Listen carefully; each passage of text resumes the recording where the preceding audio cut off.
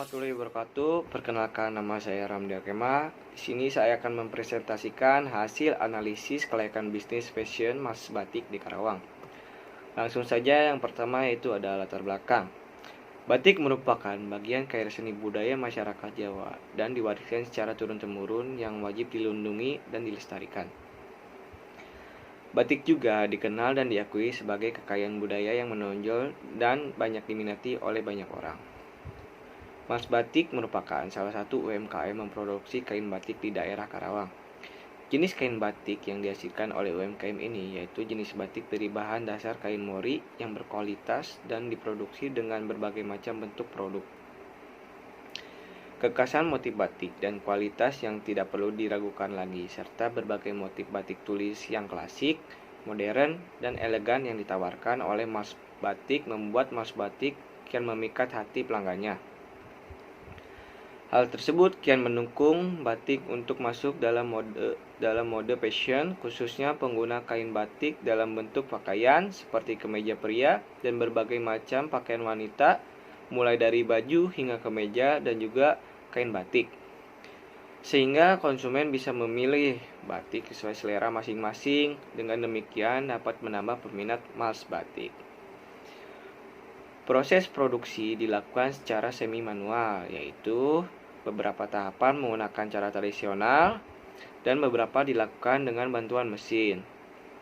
Didukung dengan sifat warga Indonesia konsumtif yang berpotensi dalam penjualan Mas Batik di Karawang. Niat Mas Batik sangat memporongi masyarakat untuk minat dalam membeli dan mencoba meningkatkan pangsa pasar yang diraih oleh Mas Batik untuk meningkatkan kualitas pelayanan dan kualitas produk yang dijual. Selanjutnya yaitu identitas perusahaan. Poin yang pertama ada nama perusahaan yaitu Cemerlang Jaya Abadi. Poin yang kedua yaitu jenis usaha yaitu manufaktur atau manufacturing. Yang ketiga kegiatan usahanya membuat produk batik atau baju batik, kemeja batik, dan kain batik. Alamat yaitu di Jalan Kertabumi, Kelurahan Karawang Kulon, Kecamatan Karawang Barat, Kabupaten Karawang. Untuk logonya sendiri nanti bisa dilihat. Yang keenam yaitu nomor telepon 0838 1822 9383. Moto dari Mas Batik ini yaitu jangan lupa pakai batik.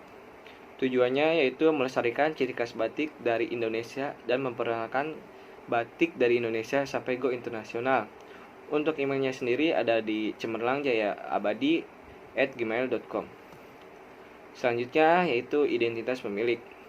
Poin yang pertama yaitu nama lengkap Ramdi Kemal, umur 21 tahun, tempat tanggal lahir Karawang 4 Desember 2000.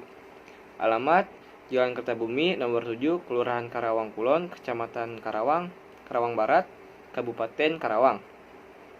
Nomor teleponnya sendiri yaitu 0838 1822 9383. Kewarganegaraan Indonesia, agama Islam. Selanjutnya ada aspek manajemen. Yang pertama ada komisaris atau pemilik, yaitu Ramdi Kemal, direktur Putri Melsa, manajer produksi Gusti Andriana, manajer pemasaran Calida Nurmarisma, HRD Mayasuri, manajer keuangan Abdul Aziz. Untuk pemilik sahamnya sendiri, yaitu ada Nona Mayasuri sebesar 30%, yang kedua ada Nona Calida Nurmarisma sebesar 30%, dan yang ketiga ada Tuan Ramdi Kemal sebesar 40%. Nah, di bawah ini adalah bentuk organisasi SIPI Mas Batik. Selanjutnya yaitu ada aspek pasar dan pasar sasaran. Pasar sasaran yang dituju oleh bisnis fashion Mas Batik ini adalah pria yang berumur dari 10 hingga 60 tahun dan wanita dari 10 hingga 60 tahun juga. Pasangan rumah tangga dan seragaman keluarga. Penentuan umur produktif menjadi salah satu pertimbangan dalam menentukan pasar sasaran yang dituju demi kelancaran dalam proses administrasi di kemudian hari. Yang kedua yaitu ada segmentasi pasar. Segmentasi pasar adalah kegiatan membagi suatu pasar menjadi kelompok-kelompok pembeli yang berbeda yang memiliki kebutuhan, karakteristik, atau perilaku yang berbeda yang mungkin membutuhkan produk atau bauran pemasaran yang berbeda. Nah, di dalam segmentasi pasar ini ada 3 poin sendiri, yaitu segmentasi geografi. Target konsumen yang diraih adalah masyarakat yang tinggal di daerah perkotaan Karawang, khususnya Karawang Kota dan sekitarnya. Yang kedua yaitu segmentasi demografi. Produk fashion ini dapat dibeli oleh semua gender usia, mulai dari 10 hingga 60 tahun. Semua agama, semua profesi, semua ras, pasangan rumah tangga, kelas menengah sampai kelas atas. Yang ketiga yaitu ada segmentasi psikologis. Mas Batik membuat produk yang disesuaikan dengan membutuhkan dan keinginan konsumen dengan kelas dan gaya hidupnya. Selanjutnya yaitu ada strategi bauran pasar. Di dalam strategi bauran pasar ada beberapa poin. Poin yang pertama yaitu ada produk. Mas Batik menyediakan berbagai macam produk fashion seperti kemeja batik, baju batik, dan kain batik. Batik yang terbuat dari bahan dasar kain mori yang berkualitas dan diproduksi dengan berbagai macam bentuk produk. Pemilihan jenis kain yang berkualitas ini bertujuan agar produk yang dibuat memiliki kualitas yang baik dan dapat memuaskan konsumen. Poin selanjutnya yaitu ada lokasi. Mas Batik memilih melakukan penjualan di daerah Karawang yang berada di pusat kota, yang dapat dilalui angkutan umum, mudah dijangkau, dekat dengan berbagai macam ruang publik kota seperti kampus, mal, rumah sakit, dan lain-lain.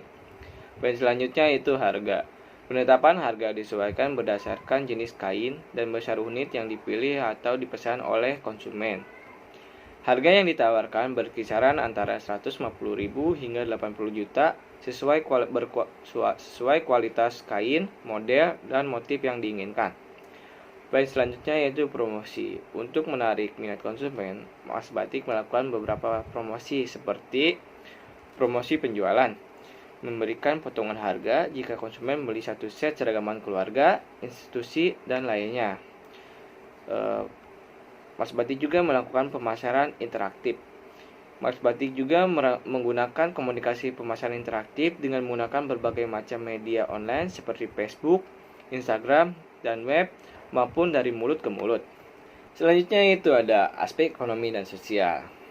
Nah, yang pertama itu aspek ekonomi. Terdapat 2 poin. Poin yang pertama itu pendapatan penduduk.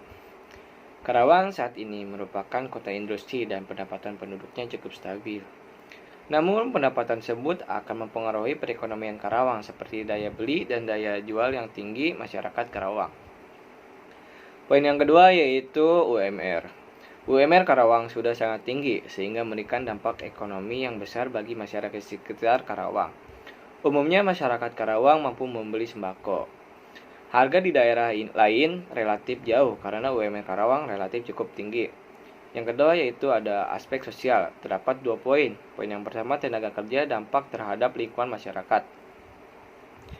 Perusahaan ini memberikan dampak positif bagi lingkungan dan masyarakat.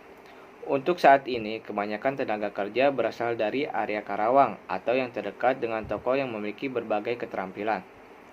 Hal ini merupakan suatu dampak positif yang dirasakan masyarakat sekitar. Penyerapan tenaga kerja lokal dengan presentasi demikian sudah dapat mengatasi tingkat pengangguran daerah.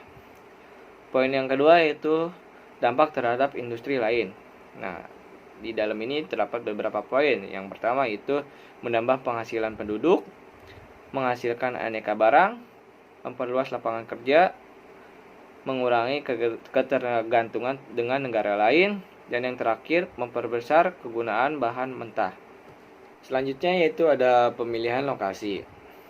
Untuk pemilihan lokasi sebagai tempat proses produksi perlu dianalisis sebagai sesama karena sangat berpengaruh terhadap banyak aspek seperti biaya. Murah atau mahalnya harga produk tergantung pula pada lokasi usaha karena jarak berpengaruh terhadap harga di pasar.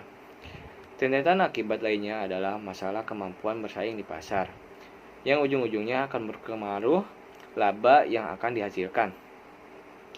Lokasi usaha dari bisnis Mas Batik yaitu terletak di daerah perkotaan yang mempunyai banyak masyarakat yaitu di Karawang. Selanjutnya yaitu layout perusahaan. Nah, layout dari perusahaan Mas Batik ini contohnya seperti ada ruang produksi, gudang, toilet, musola, kasir, tempat penjualan, kantor, dan parkiran. Selanjutnya yaitu ada aspek finansial. Nah, di aspek finansial ini ada beberapa perhitungan seperti biaya kebutuhan investasi, biaya aktiva tetap, biaya operasional.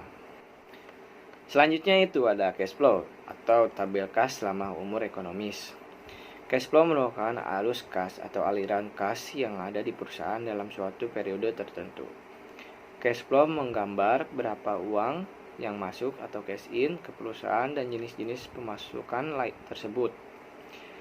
Cash flow juga menggambarkan berapa uang yang keluar atau cash out serta jenis-jenis biaya yang dikeluarkan. Nah, di bawah ini berikut adalah tabel dari cash flow, yaitu tabel kas selama umur ekonomis. Selanjutnya yaitu ada penilaian kelayakan investasi. Nah, di dalam penilaian kelayakan investasi ini yaitu ada payback periode, average age of return yaitu atau bisa disingkat ARR. Yang ketiga yaitu net present value atau bisa disingkat dengan NPV. Yang keempat yaitu internal rate of return yaitu atau bisa disingkat IRR. Yang kelima yaitu probability index atau bisa disingkat itu PI. Dan yang keenam yaitu adalah kesimpulan aspek keuangan. Selanjutnya yaitu ada kesimpulan dan saran. Kesimpulan, dari aspek legal bisnis, perusahaan ini memiliki legalitas hukum yang sesuai dengan peraturan yang berlaku. Selain itu, dari aspek pasar dan pemasaran, perusahaan ini memiliki bauran promosi yang efektif, akan memastikan penjualan yang baik, dan pemasaran yang berusaha untuk menciptakan lingkungan yang kondusif. Dari aspek ekonomi dan sosial, teknologi dan produksi, perusahaan ini sangat rapi. Dan dari aspek finansial, perusahaan ini layak untuk dijalankan. Berdasarkan beberapa aspek yang telah dikaji, usaha emas batik sudah termasuk dalam kategori perusahaan yang layak untuk dijalankan. Perusahaan ini sudah memiliki legalitas hukum yang sah dan sesuai dengan aturan. Selain itu, dalam segi teknis dan produksi, perusahaan ini sudah sangat rapi. Dan juga dilihat dari segi keuangan, perusahaan ini memiliki keuntungan yang cukup besar. Akan tetapi, dalam segi pemasaran, perlu adanya masukan dari konsumen dan juga para mitra perusahaan agar perusahaan dapat terus melakukan continue improvement. Dan yang terakhir yaitu ada saran.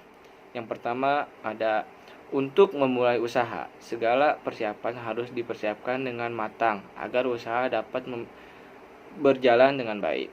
Poin yang kedua yaitu ada kewirausahaan membutuhkan kepercayaan diri, berani mengambil risiko dan fokus. Dan untuk poin yang terakhir yaitu ada wirausahaan harus berpikir inovatif dan terus berkembang. Sekian dari saya. Wassalamualaikum warahmatullahi wabarakatuh.